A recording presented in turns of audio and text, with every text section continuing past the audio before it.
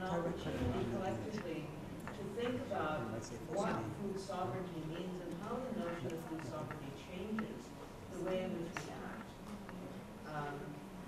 And in particular, I think the question that the International Links Committee would like the honorees to begin with, and then the rest of all of us to chime in on, is how does collective action support your efforts for change? We've talked about the goals of food sovereignty. We've talked about how it's all about creating power and change. But how does collective action do that?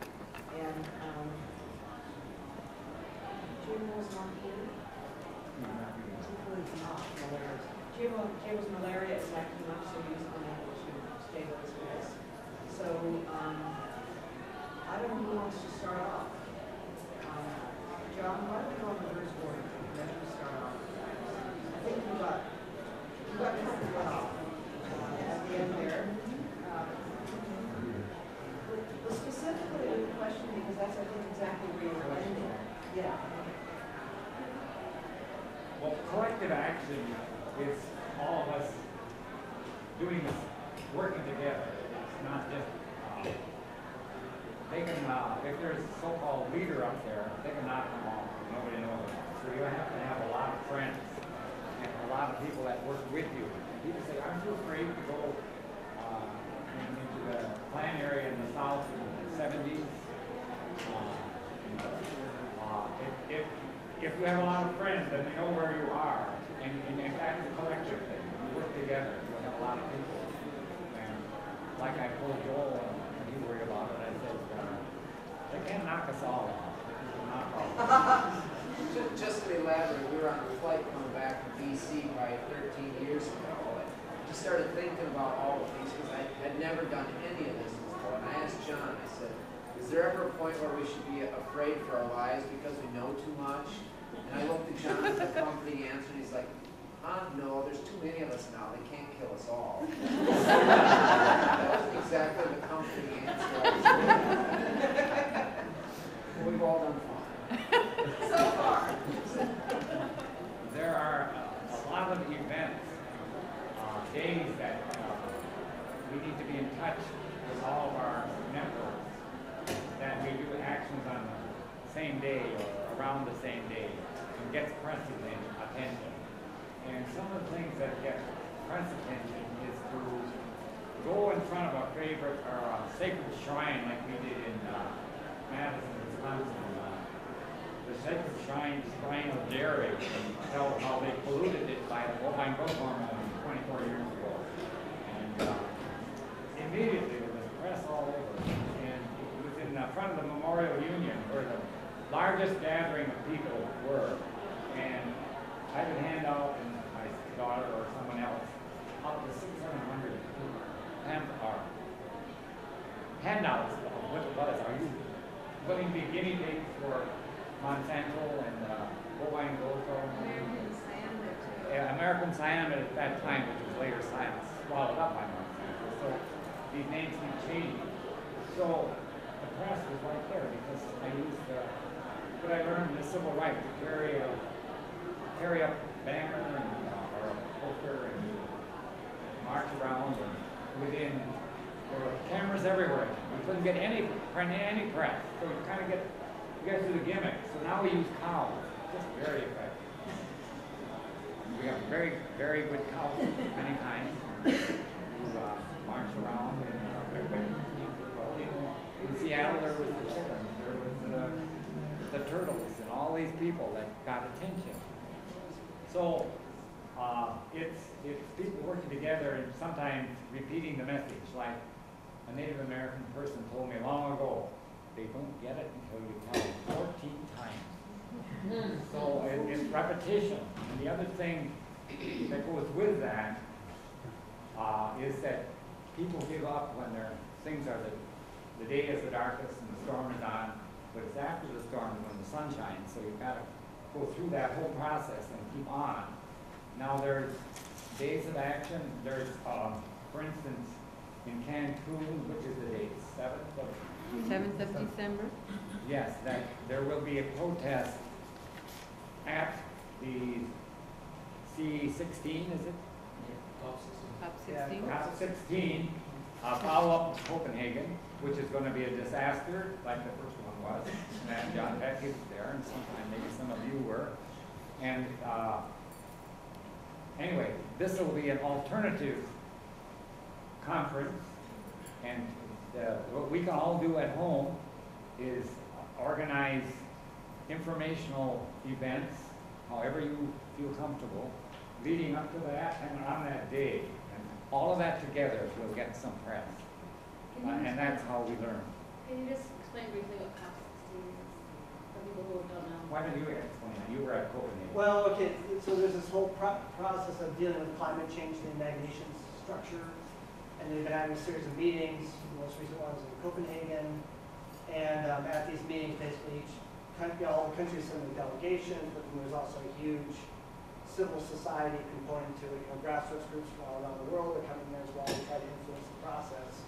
And Via Campesina had a huge contingent in Copenhagen trying to explain that small-scale organic agriculture is a solution to climate change, which of course is totally off the agenda. It's not discussed at all. And in fact, our government was there advocating manure digesters and biotech as a solution to climate change, the exact opposite of what we were promoting. But it's, you know, and the meeting itself was quite a flop, as a lot of you realize, probably watching the media here, that, you know, Obama didn't even need to be there, because by the time he spoke there, no one could even see him. We had all been kicked out of there, there's just a few reporters allowed in, and couldn't get anywhere, didn't televised press, no one. But part of the challenge now is how do we pressure these official negotiations? And so Cancun's going to be another challenge for our grassroots, you know, social justice, world justice, food sovereignty movement to exercise our voice, make sure the politicians aren't ignoring us. And so once again, via Campesina and all the allies, are going to bring a lot of people to Cancun to try to, and not everyone's going to be able to go. I mean, last time Cancun happened, John McCain was on the terrorist list, so he wasn't actually allowed to go.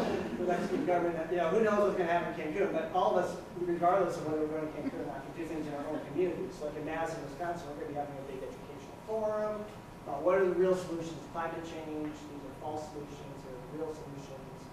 You know, and that's something we can all do. And to be honest, what I discovered in Copenhagen is the U.S. is by far one of the biggest problem countries. We have Soren Reagan saying the final goal doesn't even believe climate change exists. He may win. I mean, it's so absurd. This country's so out of it when it comes to really understanding what's going on in the rest of the world. And so we have an immense obligation, being kind of, I tell people, you know, we're in the belly of the beast. We have a lot of work to do here to educate our fellow citizens and try to change the leadership. This is going to be part of the challenge for the Cancun. You all have, everything you're doing around food sovereignty, get to your Congress people, your local representatives, your newspapers, and start now, and that will put pressure on. We have to embarrass sometimes. The only way we can get the Congress people to do anything is to embarrass the hell out of them. And it does work sometimes, but we have to inform our people. Sometimes one-on-one is just as effective as, more effective than standing in front of 100 people. I think the collaboration efforts are very important, especially for groups that advocate for farmers, because they are such a small percentage of the general population, and the fact that there's so much corporate ownership of agriculture that those groups tend to dominate the policy.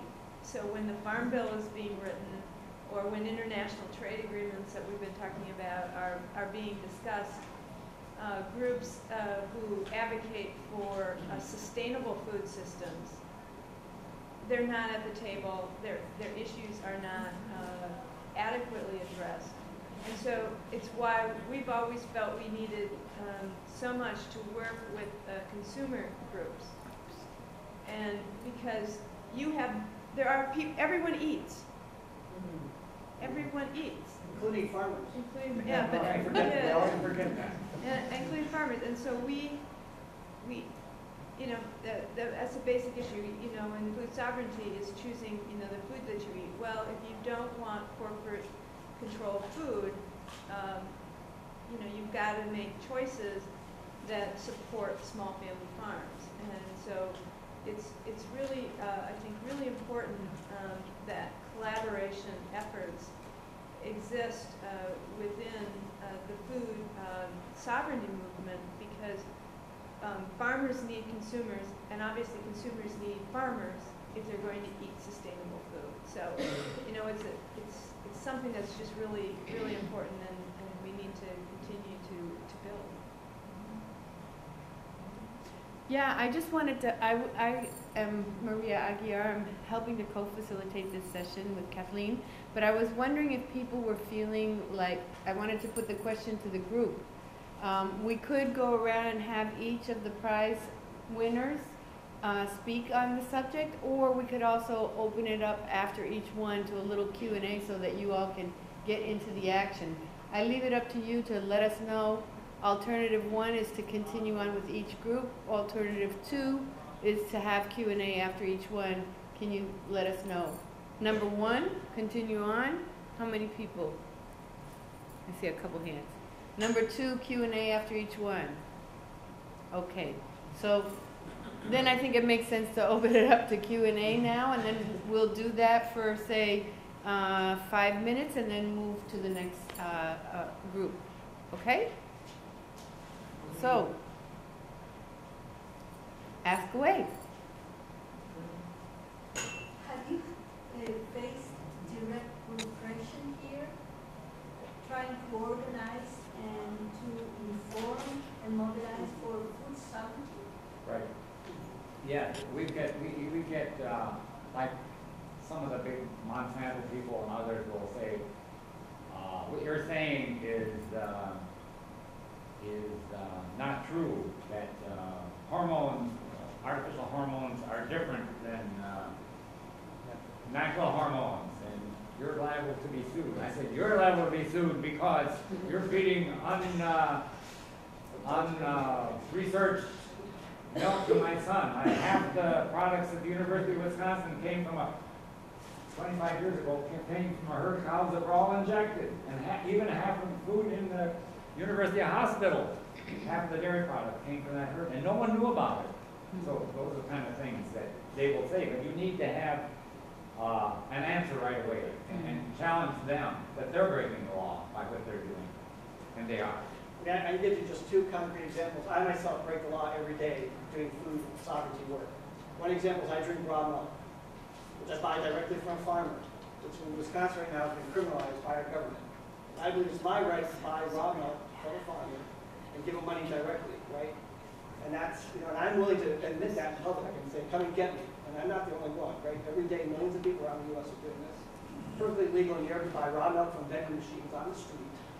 Why can't the U.S. do this? You know? So this is an example of food sovereignty issue right now, which we're dealing with in this country. Number 2, I have 2 chickens in my backyard. Under Wisconsin state law, I'm required to register those with the state. And the stupid national animal ID system, because I might be an avian flu threat, right? I refuse to do that. I will never register my livestock with any government. I think I have the right to have chickens in my backyard, right? So these are 2 examples, and I can come up with many, many more. But all of you may not know this, but you're probably breaking some law right now. You know, in your daily activities, enjoying food sovereignty, just to be aware that we are facing these challenges in this country.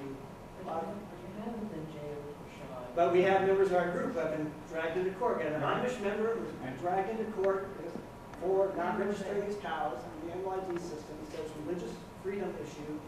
The court ruled in his favor. The state's trying to appeal. We got another farmer who they came to his farm, seized all his computers, locked his bulk tank. Poured his milk on the street. Died into his bulk. Yeah, poured died. So I mean, this is happening now to members of our own group. So this is something to be aware of. Is that, you know, not that no one should be living out of fear. I always live out of hope. Okay, my whole life is driven on hope. I do not like hide and be fearful about what I do. But people need to be aware that part of a broader movement gives you strength in doing this. And I can say, well, no, millions of people around the world think about it every day. And I Right now, Amish chickens is farmer a universal right. that refused to register his farm.